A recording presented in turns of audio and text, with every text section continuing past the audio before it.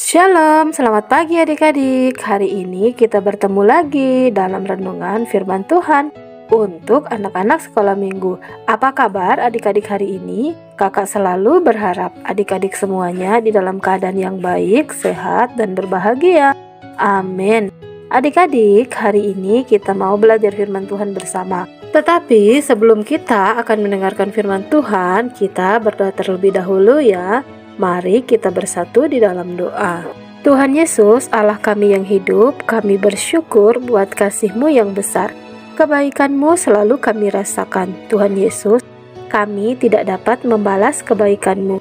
Tuhan Yesus, saat ini kami sudah siap untuk mendengarkan firman Tuhan. Tolong bantu kami untuk mengerti setiap firman Tuhan yang kami dengar. Jadikan kami anak-anak yang manis. Di dalam nama Tuhan Yesus kami sudah berdoa. Haleluya. Amin. Sekarang ayo adik-adik buka Alkitab di dalam kitab Injil Lukas pasal yang ke-18 ayat 1 sampai ayat yang ke-8. Perumpamaan tentang hakim yang tidak benar. Adik-adik, apakah adik-adik tahu apa itu hakim? Jadi, hakim adalah orang yang mengadili perkara di pengadilan, di mana keputusan hakim ini adalah keputusan yang tidak dapat diganggu-gugat, karena hakim sudah menilai dan melihat saksi dan barang bukti. Iya adik-adik, seorang hakim tidak bisa memutuskan benar atau salah sebelum melihat keterangan saksi dan barang bukti. Tetapi di dalam sebuah pengadilan, peran seorang hakim sangatlah penting. Dan seorang hakim seharusnya bekerja dengan jujur dan adil, tidak boleh menerima suap ataupun memihak. Hari ini kita akan mendengarkan firman Tuhan tentang hakim yang tidak benar. Mari kita dengarkan firman Tuhannya ya. Di sebuah kota ada seorang hakim yang tidak takut akan Allah. Dia tidak menghormati siapapun. Hakim yang jahat dan tidak benar. Di dalam kota itu ada seorang janda yang selalu datang kepada hakim itu dan memohon supaya hakim membela haknya. Tetapi hakim itu selalu menolak. Ia tidak mau mendengarkan permohonan dari ibu janda tadi. Tetapi ibu janda itu terus-menerus datang dan memohon agar hakim itu mau membela haknya. Karena itu ia berpikir, walaupun aku tidak takut akan Allah dan tidak menghormati siapapun, namun janda ini sangat menyusahkan aku. Ia sangat mengganggu. Baiklah, aku akan membenarkannya supaya ia tidak terus datang menggangguku, apalagi menyerangku nanti, kata hakim itu. Akhirnya hakim itu berubah pikiran dan mengabulkan permohonan ibu janda tadi. Adik-adik, apakah adik-adik tahu apa yang menjadi pesan Tuhan Yesus untuk kita semua melalui perumpamaan yang baru saja kita dengarkan ini? Mari kita belajar dari firman Tuhan hari ini. Hakim itu adalah hakim yang jahat dan tidak benar. Ia tidak takut akan Allah. Bahkan ia tidak menghormati orang lain. Awalnya ia berpikir bahwa tidak ada keuntungan untuknya dengan membantu ibu janda tadi. Hakim itu berpikir bahwa itu hanya seorang janda saja. Mana mampu ia membayar hakim yang besar ini. Tetapi karena ibu janda ini terus-menerus memohon dan meminta agar dia membela haknya, pada akhirnya hakim yang jahat itu mau membantu.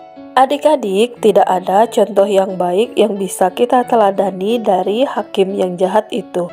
Tetapi kita melihat teladan yang baik yang diberikan oleh seorang janda tadi, yaitu ketekunannya. Mari kita belajar firman Tuhan lewat perumpamaan tentang hakim yang tidak benar ini.